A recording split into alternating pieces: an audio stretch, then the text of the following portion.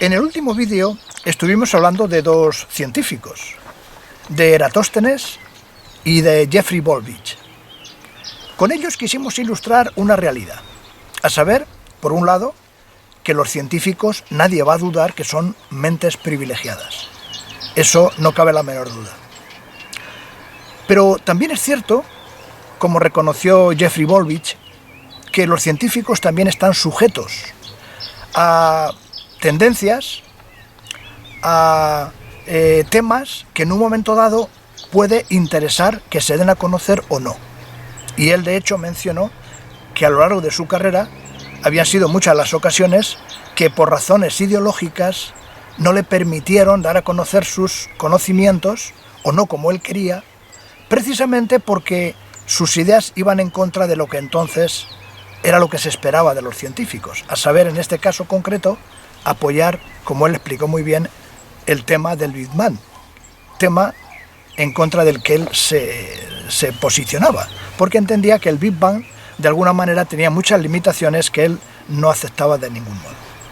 Bueno, dicho esto, también hemos de decir que en los últimos vídeos hemos dado bastante atención a ver lo fiable que es el método del carbono 14. ¿Por qué concretamente tanto énfasis en este método? Bueno, porque este método tiene una particularidad. Hay una cosa que lo hace diferente a los demás. Y es que es el único que tiene la capacidad de medir, podríamos decir, ¿verdad?, a los seres vivos, a los hombres, a los animales, a las plantas. Incluso pudiéramos mencionar algún detalle más. Pero es el único, el carbono 14, que tiene esta capacidad. Luego, como pudimos ver, tiene otras limitaciones. Por ejemplo, una de las limitaciones que recordaréis es cómo las mismas pruebas atómicas, de alguna forma, las pruebas de los años 50, pues alteraron. Y luego vimos también que de la misma forma que el ser humano ha sido capaz de crear fenómenos que han alterado el carbono 14, también han habido fenómenos naturales, en este caso, relacionados con diferentes eventos a través de la historia, que han alterado, o bien excediendo la cantidad de carbono 14 o disminuyéndolo. También tuvimos la oportunidad de comprobar que en el hemisferio sur, como los mismos científicos reconocen, la densidad del carbono 14 es distinta a la del norte. En fin, hay una serie de circunstancias, pero el hecho en concreto que queríamos enfatizar es que el carbono 14 lo hemos puesto en cuestión para ver si es o no fiable. Y lógicamente vimos que tiene muchas limitaciones. Claro, si es el único que tiene la capacidad de datar a los seres vivos, a los hombres, a los animales, a las plantas, pues evidentemente nos interesaba por eso. Pero aquí surge la pregunta, bueno, ¿de dónde sacan entonces el hecho de que dicen que hay seres vivos que han vivido hace millones de años? ¿De qué manera calculan o datan estas cosas con esa precisión? Y realmente surge la pregunta si esa precisión es confiable o puede ser puesta en tela de juicio. Bueno, podríamos decir que el método en principio es el mismo que el carbono 14, con la diferencia de que el carbono 14 pues, puede servir para, según los científicos, medir cosas que pueden tener 30, 40 o 50.000 años, no más. A partir de ahí ya todo es pura especulación. Cuando se trata de millones recurren a otros métodos, como por ejemplo, pues el uranio-plomo, el uranio-torio, el potasio-argón, el rubidio-estroncio, en fin, otro tipo de métodos que estos sí tienen la capacidad, porque estos minerales pues tienen un periodo de millones de años en sí mismos y por lo tanto a partir de ellos tienen la capacidad de calcular, pues, o de tratar de datar determinados objetos, cosas, huesos, etcétera, etcétera. ¿Cómo entonces es que este método es útil si en principio no sirve para los seres vivos, para los animales, para las plantas, para el ser humano? Porque el método que emplean no es datar el objeto en sí, sino es datarlo en relación a dónde lo encuentran. Es decir, tendríamos aquí que tener presente un detalle muy significativo, y es el de la estratigrafía. Es decir, seguramente habrán visto en alguna oportunidad esos esquemas donde se ve pues porciones de la Tierra que tienen diferentes segmentos que supuestamente se han ido desarrollando con el tiempo. Entonces lo que datan en realidad son esos minerales, son esas rocas, y suponen, deducen, que si un objeto se encuentra cerca de esa roca, pues entonces lo que datan en realidad no es el objeto en sí, no es el hueso, no es el fósil. Lo que datan en sí es la roca, y al estar cerca del fósil deducen que el fósil tendrá una edad determinada. Teóricamente, eso es lo que sucede. Ahora bien, ¿es tan simple como eso? ¿O el asunto es muchísimo más complejo? Bueno, aquí tendríamos que decir varias cosas. Por ejemplo, una de las cosas que tendríamos que decir es que el tema es tan complejo que si realmente quisiéramos conocerlo a fondo, tendríamos que ir a la universidad, igual pasarnos 4 o 5 años estudiando la materia, estudiando física y química, etcétera, para, digamos, conocer a cabalidad este asunto. Si quisiéramos ser expertos, igual tendríamos que estar 10 años. Pero como resulta que no tenemos 10 años para ponernos a estudiar ahora física y química, vamos a tratar de, a través de conceptos sencillos, fáciles de entender, poner ejemplos para realmente entender si estos métodos que hemos mencionado, como el uranio-plomo, como el potasio-argón, etcétera, pues realmente son confiables. Una de las cosas que hemos de saber, ya lo hemos mencionado, ¿verdad?, que datan a partir de unas rocas que están cerca de determinados objetos que les sirve como punto de referencia para darles una fecha. Bien, pero una de las cosas que debemos de saber es que no todas las rocas sirven. Hay rocas que sirven y hay otras que no sirven. Por lo tanto, estamos hablando de una serie de limitaciones que hacen que el método pues no sea tan confiable como cabría esperar. Vamos a mencionar, por ejemplo, el tipo de rocas que les resulta bastante práctico y las que no. Por ejemplo, tendríamos que hablar de rocas ígneas, de rocas sedimentarias o de rocas metamórficas.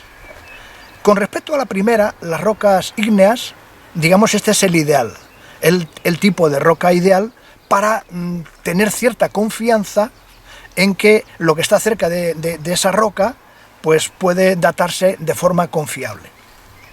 Pero, aquí viene el pero, ¿no? Hay otras rocas, como por ejemplo las sedimentarias, que tienen un problema. Y el problema es pues que esas rocas, por procesos naturales, a través del tiempo, está siendo transformada de forma permanente. De hecho, cuando hablamos de roca sedimentaria, la misma palabra, en cierto modo, nos da a entender que se trata de sedimentos, y eso hace suponer que esos sedimentos han ido cambiando con el tiempo. Y es fácil de comprender. Solo tenemos que ver un poquito cómo es la naturaleza para darnos cuenta de cuáles son las cosas que la modifican. Por ejemplo, ¿qué modifica la naturaleza? Pues la modifica principalmente el agua, cuando llueve, cuando hay tormentas, también los vientos, los huracanes, los ciclones, el hielo incluso también colabora a que la Tierra esté en un estado permanente de cambio.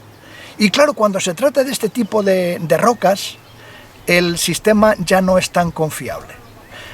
Porque claro, se supone que si el agua, el viento y el hielo las ha ido trasladando de un sitio para otro, si en los fondos de los barrancos, de los valles, en los lagos, en los mares, en las desembocaduras de los ríos, en fin, ¿qué os voy a contar?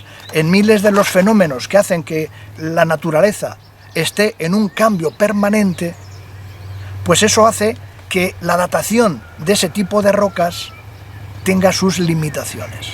Y claro, aquí nos encontramos con un problema, y es que las rocas sedimentarias ocupan casi el 75% de la superficie de la Tierra. Y además, en algunos lugares llegan a tener hasta 10 kilómetros de profundidad. Quizá para que lo entendamos, voy a poneros un ejemplo sencillo. Seguramente todos conocemos lo que es una hormigonera. Esa hormigonera que utilizan los albañiles, los constructores cuando hacen viviendas, en la cual pues introducen cemento, introducen piedra, introducen agua, y mezclando todos esos elementos, pues imaginaros, ¿verdad?, se produce un compacto que al final es el que sirve para edificar pues una casa, ¿no? También hay hormigoneras no más sencillas, las hay, ¿verdad?, que están articuladas en camiones y que son llevadas de un sitio para otro, estas grandes hormigoneras mecánicas que con sus correspondientes camiones se desplazan de un lugar a otro y que cuando van de un sitio para otro, porque puesto que van a tardar un ratito de tiempo en llegar, pues esa maquinaria va girando, girando y girando y va compactando los materiales que han metido dentro. Bueno, pues pudiéramos decir que en la naturaleza las rocas sedimentarias tienen el mismo efecto. Es como si las metiéramos en una hormigonera y claro, quizá en un día o en un mes o en un año los cambios no son evidentes, pero si estamos hablando de millones de años, lógicamente se tienen que haber ido produciendo fenómenos similares a los que se producen en una hormigonera donde se mezclan diferentes elementos. Así que esto hace, esa hormigonera que va girando, que es lo mismo que ocurre con la Tierra, eso hace que a la hora de datar las cosas que se encuentran dentro de ella, pues realmente no sean confiables en absoluto. Y eso que estamos hablando, evidentemente, pues de una superficie muy amplia, que es donde se encuentra la mayoría de los fósiles que luego, a fin de cuentas, son datados para saber con precisión si realmente corresponden a un tiempo o a otro, a una época o a otra. Luego tenemos otro tipo de rocas. Estamos hablando en este caso de las rocas metamórficas.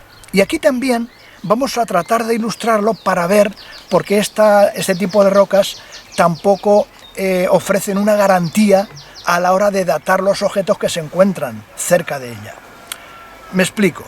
Quizá la mejor forma de comprender lo que es una roca metamórfica es pensar en algo tan sencillo como lo que os voy a mencionar, que todos tenemos en la mente, a saber, los volcanes y los terremotos.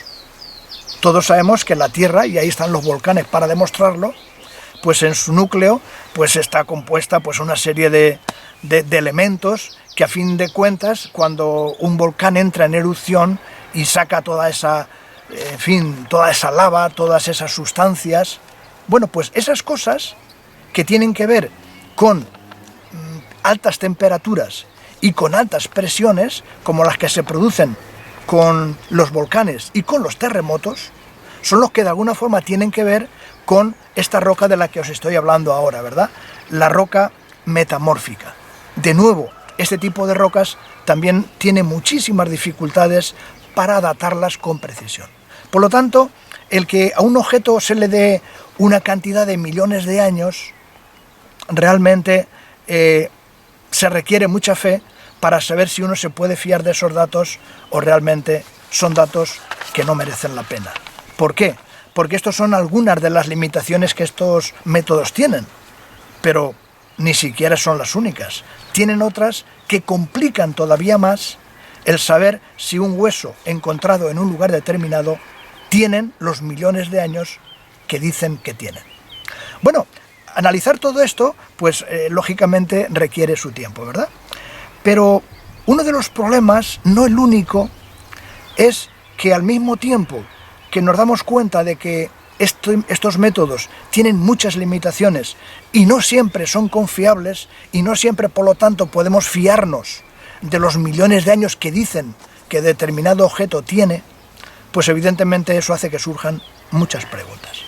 Pero antes de analizar esas preguntas, que las analizaremos en el futuro, hay un detalle que tenemos que seguir analizando para saber lo que la humanidad en su conjunto, en la actualidad, está pensando con respecto a las cosas que les cuentan. Hoy vivimos una época donde, por un lado, jamás hemos tenido tanta información como la que tenemos ahora. Eso nadie lo puede negar. Sin embargo, hay un problema. Y es que tenemos tantísima información que pudiéramos decir que somos un pueblo o una humanidad muy bien informada. Sin embargo, también hay algunos factores que tenemos que tener en cuenta a la hora de saber hasta qué punto podemos fiarnos de todo lo que nos dicen. Es por eso que en el próximo vídeo daremos atención precisamente a esta cuestión.